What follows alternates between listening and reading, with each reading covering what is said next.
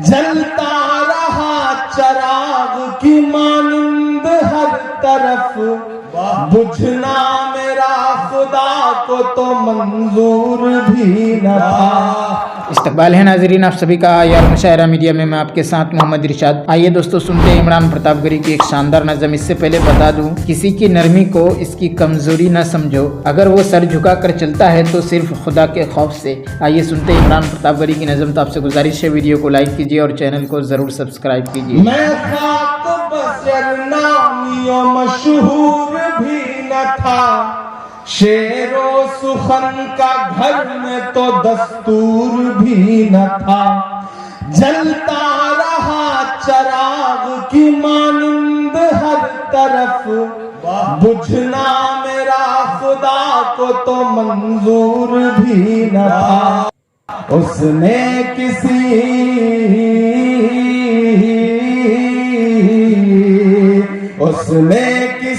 مقام پہ بجھنے نہیں دیا، وَتُعِزُّ مَن تَشَاءُ وَتُذِلُّ مَن تَشَاءُ۔ اس نے بجھنے نہیں دیا، وَتُعِزُّ مَن تَشَاءُ وَتُذِلُّ مَن تَشَاءُ۔ میں خاک بشر نامی و مشہور بھی نہ تھا، شعر و سخن کا گھر میں تو دستور بھی نہ تھا، جلتا رہا چراغ کی مانند ہر طرف، بجھنا میرا خدا کو تو منظور بھی نہ تھا۔ اس نے کسی مقام پہ بجھنے نہیں دیا، وَتُعِزُّ مَن تَشَاءُ وَتُذِلُّ مَن تَشَاءُ۔ میرے مخالفین بھی سمجھیں یہ فلسفہ، وَتُعِزُّ مَن وَتُذِلُّ مَن تَشَاءُ۔ میرے مخالفین بھی سمجھیں یہ فلسفہ، وَتُعِزُّ مَن تَشَاءُ وَتُذِلُّ مَن تَشَاءُ۔ کہ باغی مزاج تھا تو سیاست خلاف تھی، حاکم خلاف تھے تو حکومت خلاف تھی۔ باغی مزاج تھا تو سیاست خلاف تھی، حاکم خلاف تھے تو حکومت خلاف تھی۔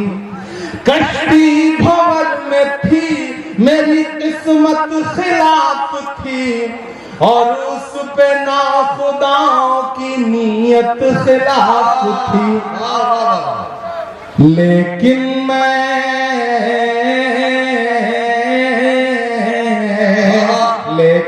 میں چیخ چیخ کے سچ بولتا رہا، وَتُعِزُّ مَن تَشَاءُ وَتُذِلُّ مَن تَشَاءُ۔ میرے مخالفین بھی سمجھیں یہ فلسفہ، وَتُعِزُّ مَن تَشَاءُ وَتُذِلُّ مَن تَشَاءُ۔ اس نے کسی مقام پہ بجھنے نہیں دیا، وَتُعِزُّ مَن تَشَاءُ وَتُذِلُّ مَن تَشَاءُ۔ بہت شکریہ، بہت اچھا سن رہے ہیں آپ، بہت محبت سے سن رہے ہیں۔ تو شاعری کے لیے وقت بہت کم مل پاتا ہے، لیکن میں نے کوشش کی آتے ہوئے فلائٹ میں ایک نظم ہوئی وہ آپ کو سناتا ہوں۔ آج کا جو وقت ہے، آئیے دوستو نظم سننے کے بعد نداء منبر و محراب کتاب سے سنتے ہیں ایک سوال۔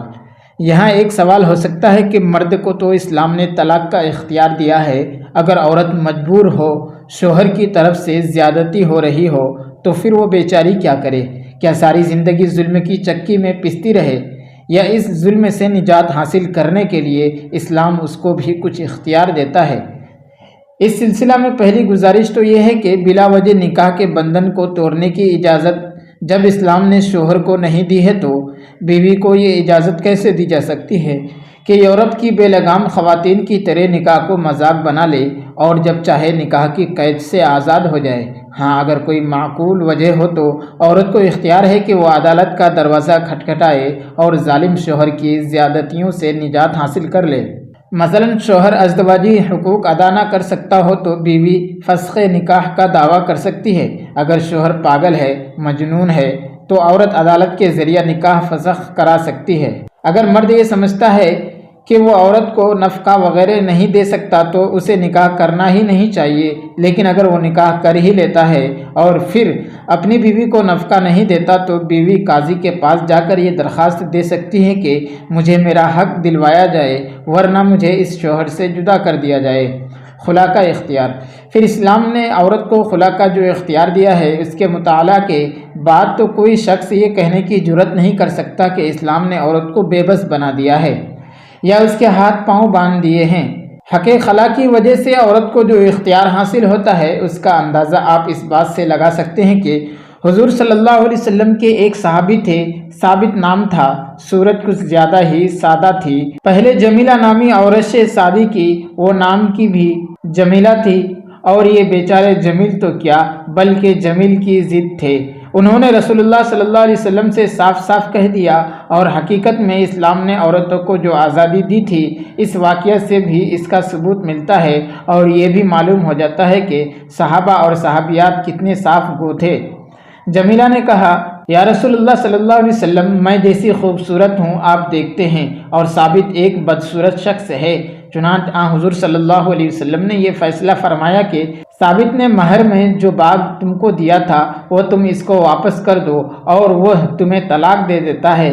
اس کے بعد ثابت نے حبیبہ نام کی ایک عورت سے شادی کی۔ وہ عورت تو حبیبہ تھی مگر ثابت اس کے بھی حبیب نہ بن سکے، چنانچہ اس نے بھی مہر واپس کر دیا اور طلاق حاصل کر لی۔ ان واقعات سے آپ اندازہ لگائیں اور فیصلہ کریں کہ کیا یہ کہنا جائز ہے کہ عورت کو اسلام نے کوئی اختیار نہیں دیا ہے، لیکن اتنی بات ضرور ہے کہ اگر کوئی عورت بلا وجہ محض ذائقہ بدلنے کے لیے صرف مختلف مردوں کو پرکھنے کے لیے خلا کرتی اور طلاق حاصل کرتی ہے تو وہ اللہ اور اس کے رسول کی نظر میں بے انتہا مبغوض اور قابل مذمت عورت ہے۔ رسول اللہ صلی اللہ علیہ وسلم کا فرمان ہے، جس کسی عورت نے اپنے شوہر سے اس کی کسی زیادتی کے بغیر خلا لیا اس پر اللہ اور ملائکہ اور سب لوگوں کی لعنت ہوگی۔